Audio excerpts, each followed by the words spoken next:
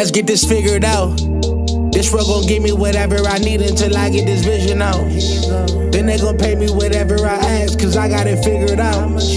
Family be checking all up on a nigga to see how I'm feeling now. Damn, they love to see a nigga really make a killing now. I put a lock on the game and I hide the code and the keys. I am not playing no games, I really play this shit for keeps. That shit for me.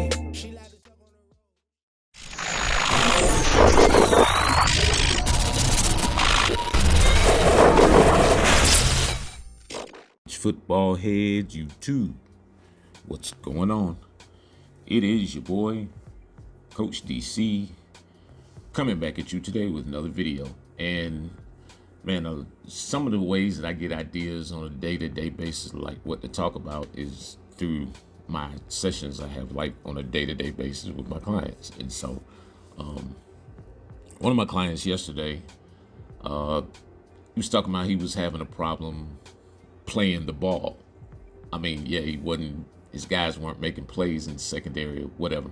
And so I just asked him, I was like, okay, so you know, what are you doing in this situation? Why aren't you swatting?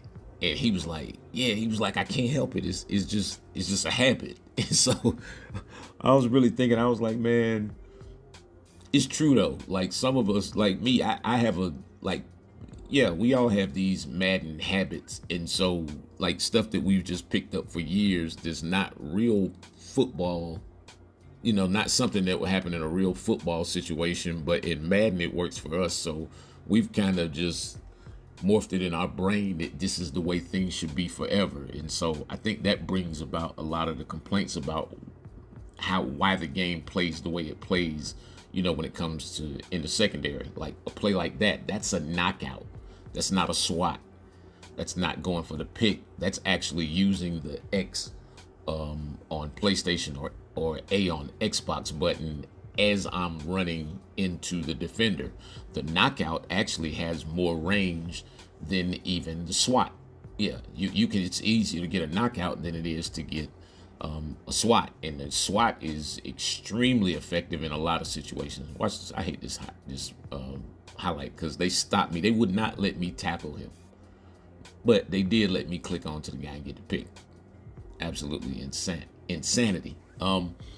Now, when you see me click on, or you see me get these click on picks, on that one in particular, it didn't pop up, but a lot of times you'll see the perfect timing user pick, the little banner at the bottom.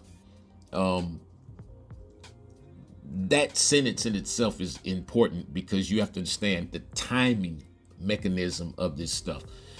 In this game in particular, the timing is king when you're going for interceptions or when you're going for picks or knockouts, and the situation is really, really, really important.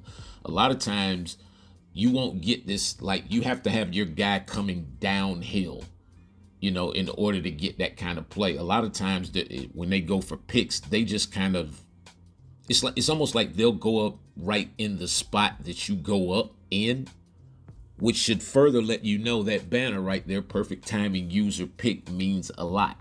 Now, I know I complain about, I drop my lineman. I do a lot of zone dog stuff. So I'll drop, you know, I might drop an additional lineman right there. But my thing is, if I don't click to him and it's a lineman and he drops it, okay. But on the next play, I don't want to see your guys running 30 yards to get a pick, or my quarterback, the ball falling out of my quarterback's hands. I don't want to see your lineman, your D-tackle diving 6 yards to get a one-handed interception either. Nah, I don't want to see that. Watch me restack right there.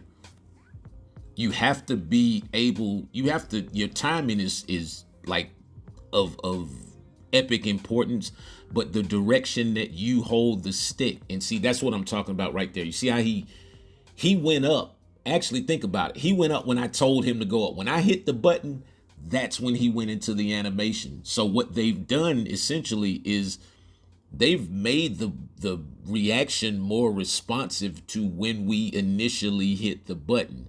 See, the problem is we're just used to, we want to just run around and either hold the button, or we just want to get to the area and then hit the button and hope that something great happens. No, it's a lot that goes into this stuff. You have to have your guy pointed, you know, or your defenders' momentum going in the right direction. Now, yeah, those I don't understand. But at least tell us something on that. Say the guy has no hands or whatever. But those right there, nah, I can't accept that. As you see, the frustration boiling. Yeah, when I'm the user, especially in a lurk situation where I've been the same guy, or even if I switch stick or whatever, and I'm on that guy for a second, I've read that route and I'm coming downhill. Yeah, I want that play.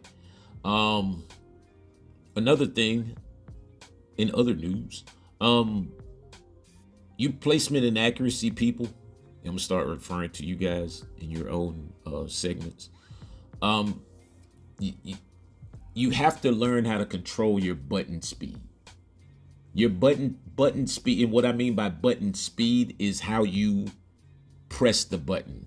A lot of times we're striking the button, and we're striking and holding, and I can hear it, especially in other content creators when they're playing. When I hear all that, I already know what it is, successful or not. But it's like if you're striking the button, you're not getting, a lot of times that's why your passes are either losing steam or, depending upon how you strike the button, have too much steam. And so I don't know how old, I don't know if you guys can remember like 2K and NBA Live before the shot stick, when we had to shoot with the buttons. And so that's what this passing is like on this game. And you're going to have to lay off of L2 as you throw. It's as simple as that. Turn your pass leads off, meaning to none. And you're going to have to learn how to lay off of L2 on certain throws. It doesn't mean every throw. And I like this because it just seems like they're making passing more of a skill. And so I like it. You don't see a lot of people going vertical, probably as many times as you've seen me in the last 3 or 4 minutes. And so, no, that's a part of my game. That's the reason why I use revamp, so I can make throws like this, and I can judge the space in between, the underneath defender, and use the proper trajectory to get the ball over the guy. You know what I'm saying? And so I can catch it in stride where only I can, and the defender basically does not have a chance. And that was my attempt to sell you guys on revamp. No, I'm not. I'm serious. Please don't use it. By all means, you'll learn. Especially in this game, you're going to learn because the defense is going to get better. Especially after the next virtual when I drop this 3-3-5 strategy guide. Hey, man, I am here to tell you. Boy, please do not fall victim and think that there is no defense on this game, because I tell you, there is defense. It's really, this is a game of disguise defensively and defensive clock-in technique too. But yeah, settings, disguise, and if you really can put your guys in the right places, man, you can shut down a lot of stuff on this game. I still have not seen anything on this game that I would even deem impossible to stop. And I've seen some of the craziest looking double motion, crazy looking plays. But yeah, I still haven't seen anything I would say is that hard to stop. All right, man, y'all enjoy the rest of your day. It's your boy Coach. I'm out.